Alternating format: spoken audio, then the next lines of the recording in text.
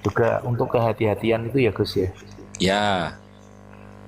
Nah, kemudian indikasi pemalsuan dan kedustaan dalam nasab itu kadang-kadang ada pada kutubul mu'arrikhin, kitab-kitab sejarawan, alladzi la dirayata lahum bi'ilmin nasab, yang mereka itu tidak memiliki kepakaran di bidang ilmu nasab. Gitu loh. Ya kan? Contoh tadi itu apa namanya?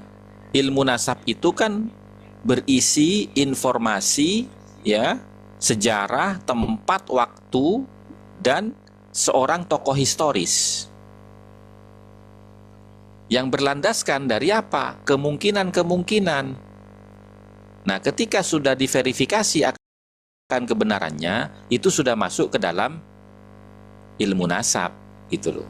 Jadi ilmu nasab itulah yang menyaring semua informasi yang ada di ilmu sejarah, gitu loh. Gitu teman-teman ya. Jadi sejarah bisa dijadikan bukti tapi bukti sekunder saja gitu ya Gus. Iya, bukan primer, gitu loh. Ya, belum difiltrasi dulu ya. Iya, Filtrasi dengan kaidah-kaidah yang tapi bisa dijadikan bukti tapi bukti sekunder, bukti tambahan. iya, Dan gitu. itu bukan satu bukti saja, melainkan sekian bukti yang itu bisa diverifikasi, Iya, digunakan betul. untuk verifikasi. Jadi bukan Gitu. salah satu bukti, bukan satu-satunya bukti. Mm-mm. Nah, kemudian kutubur rihalat, ya, kitab-kitab dari orang-orang yang melakukan bepergian, gitu loh. Misalkan nih kita datang ke mana namanya, ke Arab Saudi lah ya, untuk naik haji dan umroh. Tiba-tiba kita itu membuat satu tulisan yang menceritakan tentang keadaan Mekah dan Madinah, gitu loh. Ya, itu juga tidak bisa,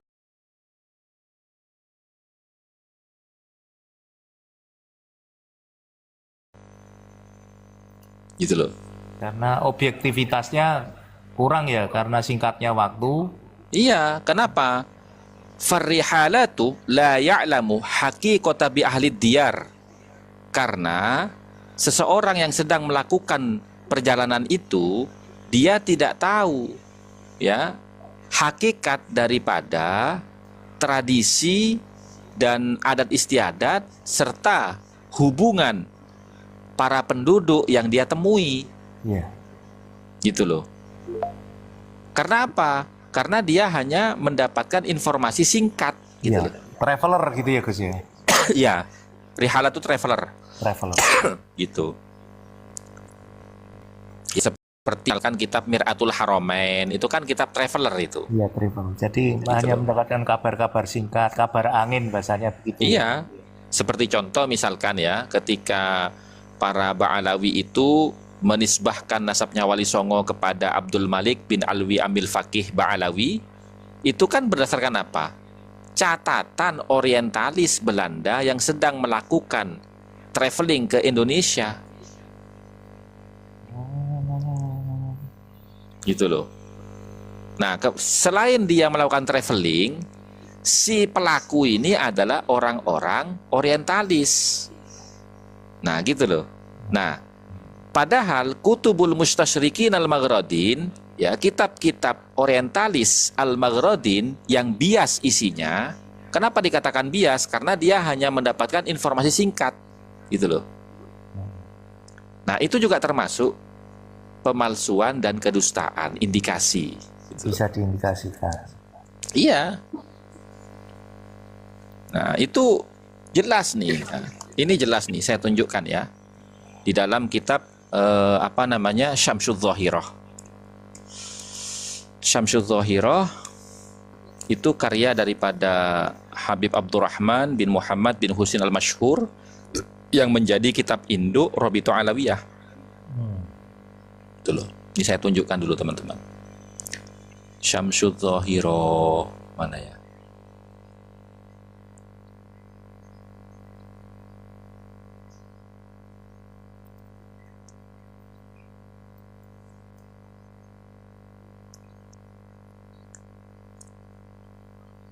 Nah, ini Syamsul Zahirah. Halaman 525 kalau nggak salah ini. Syamsul Zahirah ini. Ada keinginan untuk menerjemahkan itu dalam bahasa Indonesia atau biar bisa Yang mana? pelajari. Ya, kitab-kitab yang ada keterkaitan ini jadi diterjemahkan dalam bahasa Indonesia yang jujur, kemudian apa ya disebar itu biar karena ini apa ya menemukan peristiwa besar nanti yang bisa dikaji ya, bisa lebih orang bisa penilaiannya lebih objektif dan semua orang mengetahuinya secara terang benderang gitu loh Gus. Kalau saya asing mengikuti Komal ini, mengikuti kajian ini, cuma kalau karena saya bukan ahli kitab ya, jadi kesulitan itu. Ya sampai kan orang beriman. Oh iya sih, Ya makanya nggak mungkin ahli kitab dong. Iya. Iya, maksudnya ini membaca itu mengartikannya secara kan ilmu nahwu sorofnya dan segala macamnya harus lengkap. Ya. Itu. Biar semua orang juga bisa menilai sih sebetulnya. Jadi ada misalnya terbebas dari framing segala macam, secara merdeka itu menilai gitu. Tahu kebenarannya secara lebih soheh gitu. Ya. Bukan pakai sudut pandang. Ah, ini teman-teman. Begitu. Terima kasih. Ini teman-teman. Ini ya. Ini kan Alu Abdul Malik ya. Ya kan? Nah, di sini ya Hajar Sayyid Abdul Malik Ibn Alwi Asy-Syahir bi Ambil Faqih Al-Muqaddam. Ya. Wa intasharat sulalatuhu thumma ansabat ila Jazair Syarqi Al-Aqsa. Artinya ya Sayyid Abdul Malik itu telah berhijrah ya, dan keturunannya itu menyebar sampai ke pulau-pulau timur yang jauh gitu loh. Dan keterangan ini qala al-mustasyriku Holanda ini ya. Qala telah berkata siapa? Al-mustasyriku, orientalis Holanda, Belanda yang bernama Van den Broek. Ya. Ini halamannya 522. Jelas ya? Jelas. Oke. Nah, jadi itu teman-teman. Artinya Orientalis Belandanya itu travelernya tahun berapa itu, Gus? Ada nggak keterangan itu? di sini nggak ada keterangannya. Melakukan Tapi travelernya? ya, nggak di sini nggak ada keterangannya. Tapi di dalam kitabnya Van den Broek ya, kitabnya Van den Broek ya toh, itu sekitar 1800-an gitu loh. Baru saja Itu. ya. Semurah Iya. saya itu. Semurah Iya. saya. Itu.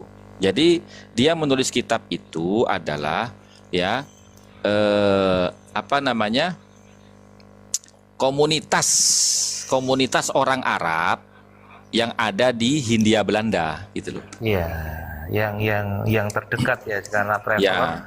Berarti Ya. kan otomatis mereka itu mengalami kunjungan ya di sekitar itu, nggak mungkin yang jauh-jauh kan? Gitu loh. Ya kunjungannya ke Belanda, misalnya ke Jakarta ya ke Jakarta. Untuk Iya. masuk ke Surabaya kan dibutuhkan waktu yang lama, Iya. kemudian karena dia adalah seorang traveler, Iya, penjelajah singkat. itu teman-teman.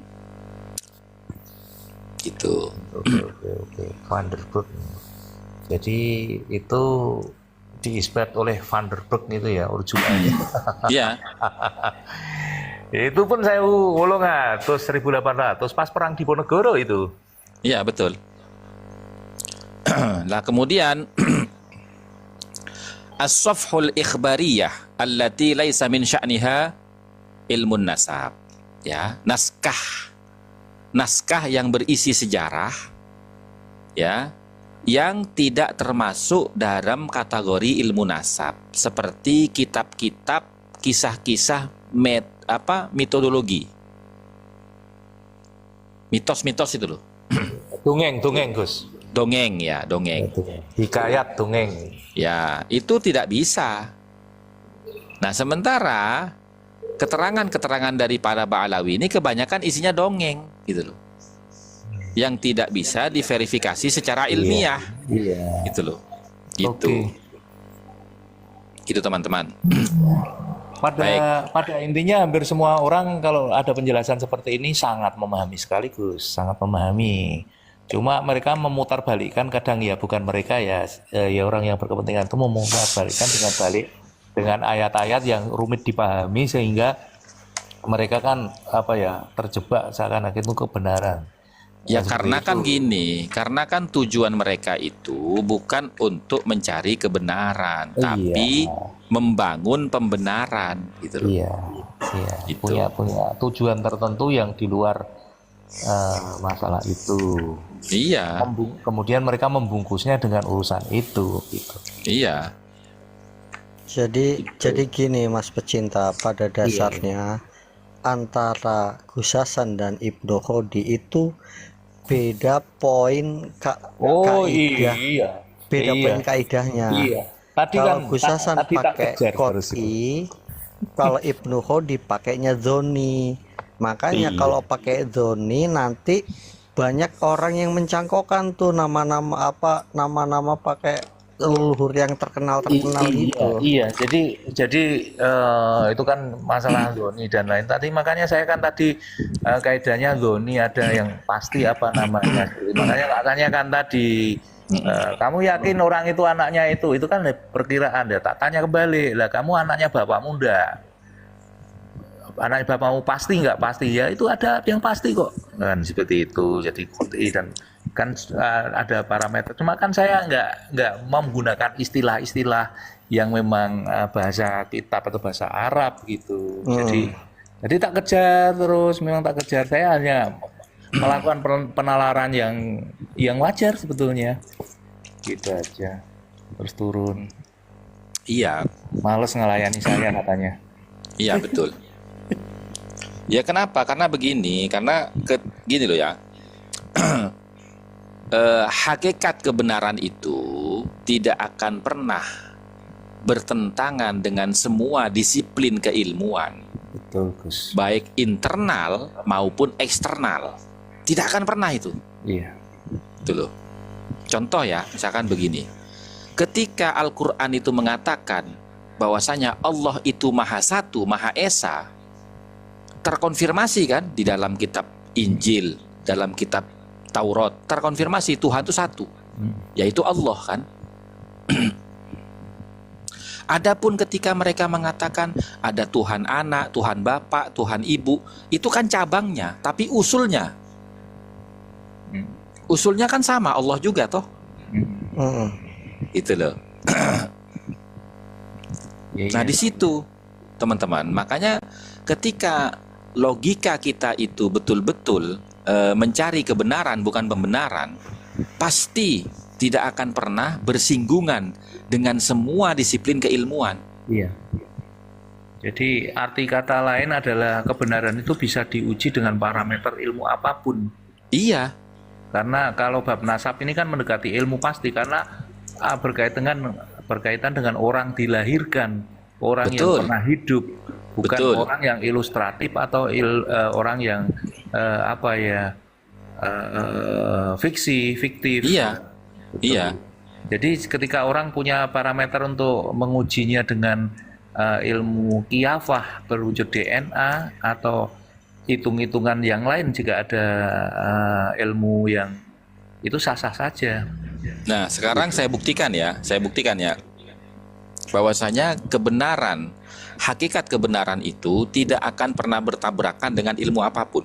Betul, siap, sepakat. Sekarang saya buktikan ya. Kita sekarang bicara tentang ilmu nasab toh. Ya. Nah, apakah nasab itu akan terputus apabila jalurnya dari perempuan? Tidak satupun ulama nasab itu mengatakan terputus. Tidak. Nah, kalau ulama nasab tidak mengatakan terputus, nasab yang dari jalur perempuan Makanya silsilah nasab itu pasti akan mencatat nama ibunya dan nama saudara perempuannya. Kenapa? Karena boleh jadi ada nama yang sama, misalkan Muhammad A dengan Muhammad B. Nah, untuk mengetahui sang tokoh historis ini Muhammad yang mana, maka kita lihat Muhammad ini bapaknya siapa, ibunya siapa, saudara perempuannya siapa. Iya. Pasti akan berbeda dengan Muhammad B kan, antara Muhammad A dengan B kan. Nggak mungkin Muhammad A dengan Muhammad B ini nama bapak dan ibunya sama beserta dengan nama saudaranya sama, nggak mungkin itu. Ya tak? Nah, oke. Dari situ maka kita akan melihat apakah ilmu nasab ini bertentangan dengan kaedah ilmu tafsir Quran. Ternyata tidak. Terkonfirmasi teman-teman. Di dalam surat Al-An'am ya, ayat 84 sampai 85. Silakan dicatat tuh. Surat Al-An'am ayat 84 sampai 85. Di situ Allah menceritakan tentang Nabi Ibrahim. Wa wahabna lahu, ya, dan kami telah menganugerahkan lahu kepada Nabi Ibrahim. Menganugerahkan apa? Seorang putra, ya, Ishak, bernama Ishak. Kemudian seorang cucu, wa Yakub, dan Yakub. Ishak punya anak Nabi Yakub, ya toh? Iya. Nah, kullan, adapun keduanya, hadaina, telah kami berikan hidayah. Maksudnya hidayah di sini apa? Menjadikan mereka sebagai seorang nabi dan rasul. Nabi dan rasul. Wa Nuhan hadaina min qabl, sebagaimana Nabi Nuh yang telah kami angkat menjadi nabi dan rasul min qablu, jauh sebelumnya. Nah, ini yang berkaitan dengan yang kita bahas ya. Wa min dzurriyyatihi, dan di antara sekian banyak keturunan Nabi Ibrahim, Dawuda, itu Nabi Daud, wa Sulaimana, Nabi Sulaiman, wa Ayyuba, Nabi Ayyub, wa Yusufa, wa Musa, wa Harun, ya. Kemudian di ayat 85, wa Zakaria, wa Yahya, wa Isa, wa Ilyas. Ini Nabi Isa. Ini kan jalurnya perempuan. Ya toh? Tapi oleh Allah tetap dimasukkan ke dalam jajaran keturunan Nabi Ibrahim. Itu menandakan bahwasanya hakikat kebenaran itu tidak akan pernah bertentangan dengan disiplin ilmu apapun. Iya. Nah, Jadi, sekarang Nabi Isa itu diikutkan Bani Israel, jalur yang Ishak Ibu. kan? Iya, ibu kan, jalur Iya. ibu, karena dia nggak punya bapak. lah iya toh. Tapi nasabnya tersambung itu karena ibu, berarti kan Iya, memang toh. ada pengakuan nasab itu tidak hanya dari bapak tapi dari ibu. Itu Al-Qur'an yang Lah iya toh. Artinya ulama ahli nasab tidak bertentangan dengan ulama ahli tafsir. Iya. Iya toh? Iya, karena sumbernya jadi kan gini ya Gus ya. Jadi gini ya Gus. Secara nggak langsung aturan yang diterapkan oleh Robito Nih. itu menyalahi aturan Al-Quran itu sendiri kan begitu ya? Iya, ketika mereka mengatakan terputus. Karena apa? Di dalam tafsir Jalalain ketika menyebutkan wa Isa ibn Maryam yufidu anna dzurriyyata tatanawalu auladil binti. Ya, karena sesungguhnya ya keturunan itu mencakup anak-anak dari jalur ibu. Itu tafsir Jalalain. Gitu loh. Di dalam surat Al-An'am ayat 85. Dari 84 sampai 85. Oke, sekarang kita berpindah ke ilmu yang lain, ilmu fikih, ya toh? Tapi ya Gus, saya tanya Gus. Tapi Ya. Gus yang lebih murni kan dari pihak lelaki kan? Enggak ada perkataan seperti itu. Enggak istilahnya ada. murni atau enggak murni. Enggak ada. Enggak ada murni, enggak Nasab murni. itu catatan terus sambungan. Jadi Justru kalau mau bilang murni, Ji, ya kalau mau dipaksakan bilang murni, lebih murni dari jalur ibunya karena dia 9 bulan di perut ibunya loh. Iya toh? yang melahirkan kan. Iya. Nah, Gus, maksud Gus, saya Gus. gini Gus. Maksud saya gini Gus. Contoh saya perempuan, ya kan? Gus Hasan laki, anaknya pencipta, orang tuanya tuh pencipta, ya kan? Kiranya saya ini kan masih murni kan, karena lahir dari pencipta. Kan saya kan perempuan, ya. Lepas itu saya ini melahirkan juga perempuan atau tak laki. Itu bawahnya saya tuh kiranya memang murni, darah tuh memang ada, tapi kurang murni. Tapi jalur dari Gus Hasan berarti kiranya tuh itu yang kiranya tuh yang original, gitu Gus. Nggak ada itu, Ji. Nggak ada. Kayak gitu tuh nggak ada, Ji. Itu kalau Sampean lihat, Ji. Nih ya, sampean lihat ya. Di Quran ini ayatnya wa Zakaria, wa Yahya, wa Isa, wa Ilyas. Semuanya itu pakai wawu atof, Ji. Iya, iya, iya. Satu persatu nama, sebentar. Satu persatu nama itu, Ji. Ya, semuanya menggunakan huruf atof wawu yang sama. Dan di sini disebutkan wa Isa ibn Maryam yufidu anna dzurriyyata tatanawalu auladil binti. Ya, penyebutan nama Isa bin Maryam di sini itu faedahnya adalah bahwasanya keturunan itu mencakup anak-anak dari jalur perempuan. Gitu loh. Betul, betul. Nah, kemudian begini teman-teman, kita berpindah ke fikih ya. itu tadi ya, Isa bin Maryam atau binti Maryam? Bin Maryam ya. Ibnu Ya bin Maryam dong. Kalau binti kan anak perempuan, kalau iya, bin iya. kan anak laki-laki. Iya, betul. Nah, sekarang kita berpindah ke ilmu fikih.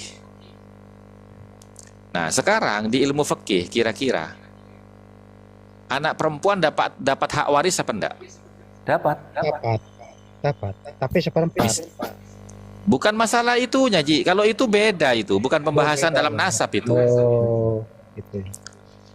Ini kan kalau seperempat apa itu kan begini.